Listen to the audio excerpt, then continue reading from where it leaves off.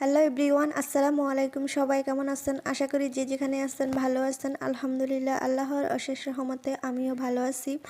তো চাঁদপুরে গিয়েছিলাম একটু কাজে, তো ওখান থেকে কিছু খাবার টাবার নিয়ে এসেছি।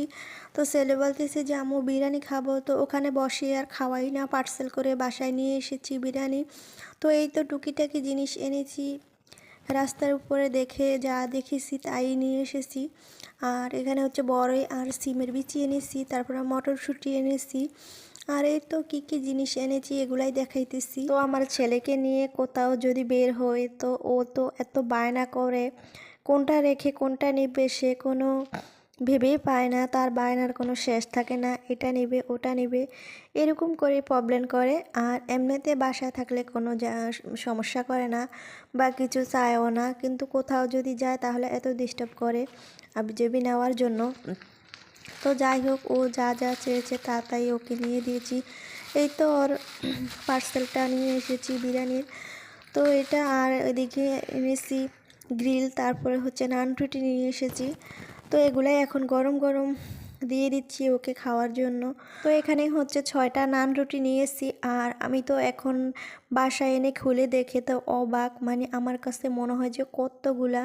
আর আগে হোটেল থেকে যখন এনেছি তখন দেখছি একটু পাতলা পাতলা, আর এখন দেখতেছি নানগুলা আজকের অনেক ভারী। আর আমি তো ভাবতেছি যে এই 6টা নান আমরা মা ছেলে খেয়ে তো শেষ করতে পারবো না, এতগুলা নান না আনার দরকার ছিল, 4টা আনলে পারফেক্ট হতো। তো যাই হোক, কী আর করব, নানগুলা নিয়ে এসেছি।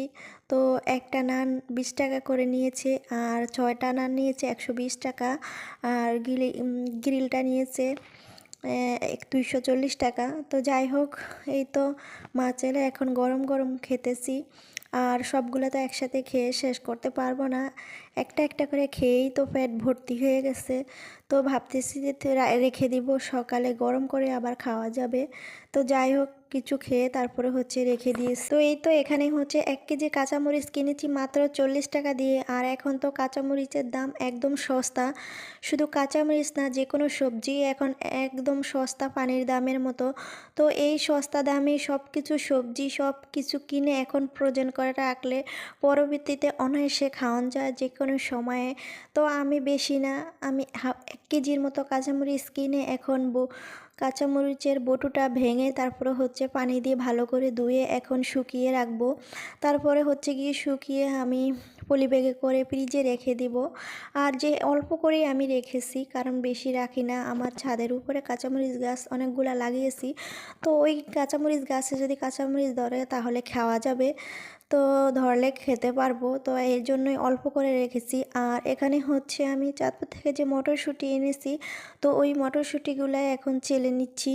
আর এগুলাকেও আমি ফ্রোজেন করে রেখে দেব, পরবর্তীতে দেখা যাবে যখন নুডলস রান্না করি বা বিরিয়ানি যে কোনো কিছু রান্না করলে তার সাথে দেয়া যাবে।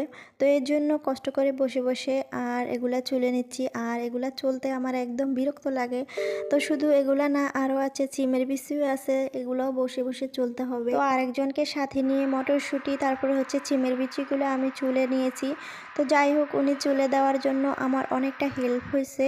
তো এই তো কাঁচামরিচগুলো যখন ধুয়ে রেখেছি তো শুকিয়ে গেছে, আর এখন পলি ব্যাগে করে সবগুলো আমি পলি ব্যাগে করে এখন ফ্রিজে রেখে দেব। আর আমার ওজন করা ব্যাগগুলো ছিল না, এই জন্যই আমি এভাবেই হাতের নাগালে যেটা থাকে ওটা দিয়ে আমি ফ্রিজে সংরক্ষণ করার চেষ্টা করি। তো সবাই ভালো থাকবেন, সুস্থ থাকবেন, আল্লাহ হাফেজ।